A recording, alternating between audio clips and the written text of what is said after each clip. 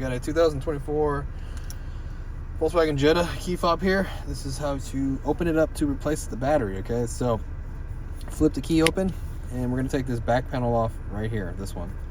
And you can use a flathead screwdriver.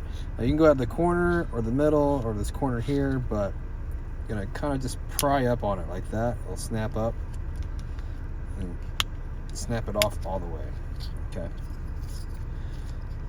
And then to get the battery out, there's a little opening right here. It's really small. And you're gonna have to work the battery out like that.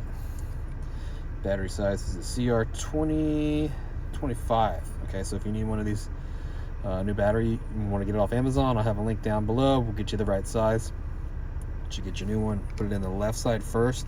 You're gonna put it onto these contacts like this, then lock it in, and you get your cover and start in the middle, work your way out, snap it all back together.